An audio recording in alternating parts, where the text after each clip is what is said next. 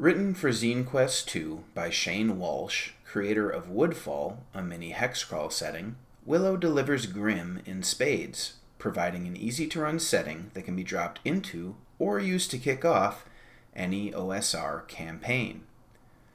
The zine is written for the Swords and Wizardry system, but with a bit of conversion, the material contained within should be able to be used with any similar rule set. While the world of Willow isn't as doomed as the one in, for example, Merc Borg, without the intervention of your players, everyone within will end up just as dead. Before diving into the content, let's examine the booklet itself. This 32-page zine is an 8.5 by 5.5 inch print, so it's a little taller and a little less wide than a standard A5 book.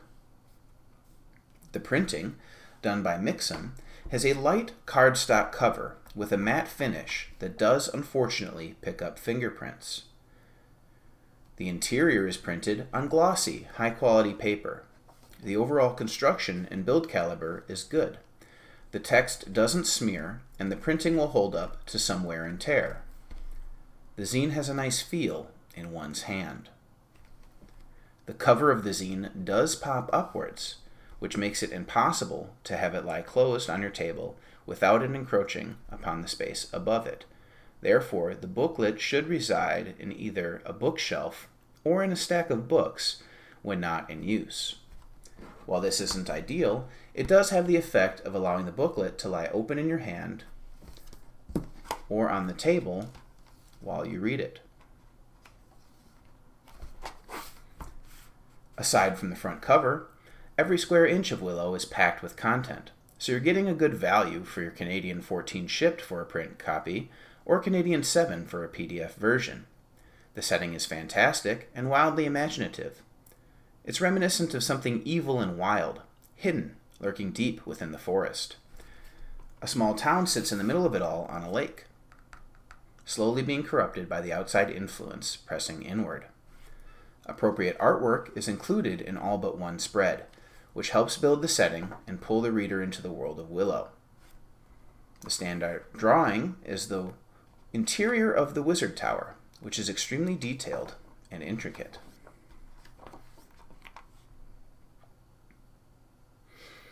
There are 6 total locations keyed in the zine, along with a 16-room dungeon, some NPCs, a rumor table, monster stat blocks, and other tools that will help a referee run the setting. Retainers were noticeably absent, which is an odd stylistic choice for an OSR setting. However, some town members can be recruited if certain conditions are met. Several tables are also included in the booklet that are particularly good and could be used in other games as well, such as weather descriptors and a magical item generator. In addition, there is a cause and effect table, which shows what can happen if the players take a certain action. This table, coupled with the timeline table at the rear of the zine, make Willow particularly easy to work with as a referee. The rear of the zine and inside covers all contain usable information that you may want to access quickly, for example, a hex map and a shop's inventory. The back cover spread was the most useful, as it showed both a 3-tier random treasure table, along with a timeline of possible events. Willow would have benefited from this design for use on the front cover spread as well. The referee is given a section on how to use the booklet on the opposite page instead, which isn't digestible at a glance. It would have been better to include the faction relations there, which also help break down what the pertinent locations on the hex map were. Rather than being located next to the map, this useful diagram was located on page 13. Willow is staple-bound and could have leveraged the space in the center of the zine for a large 2-page map, table, or art piece to maximize the utilization of the middle spread. Instead, we have the start of the keys to the dungeon that is shown on the 2 pages before it.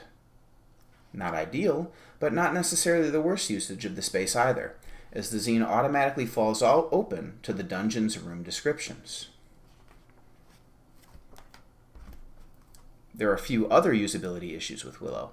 The hex map on the inside cover is a little plain, and could have benefited from the inclusion of page numbers for the major locations it represents, and a distance measure to give the referee an idea of scale. This appears to be a recurring issue, as the isometric map of the town, while beautiful, also has this same problem. There are missing or misplaced stat blocks, even for NPCs that are expected to join the PCs if certain events transpire. For instance, the NPCs Sonia and Sir Oliver are listed without stat blocks in the NPC section of the booklet. However, if you examine the cause and effect table, it does indicate their level. This requires the referee to flip between two sections of the booklet to gather pertinent information. There are some concepts in the zine that are introduced before they're explained in detail, and there's also a relationship map that is overly complex and difficult to decipher. Finally, the dungeon key could have made better use of bolding to highlight pertinent parts of the dungeon. As it stands, some monsters are bolded, some are not, and some are only partially bolded. Overall, Willow is a great setting booklet, and at under 40 pages, flipping through the zine to find things is no big deal. Anything not included or difficult to find is easy enough for a referee to improvise on the spot. The stylized artwork helps as well, as paging through it numerous times was a joy in and of itself.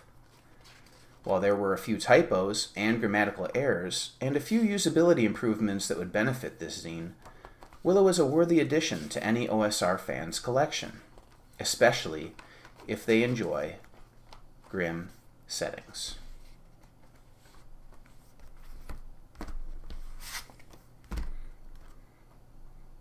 I give Willow a 14 out of 20.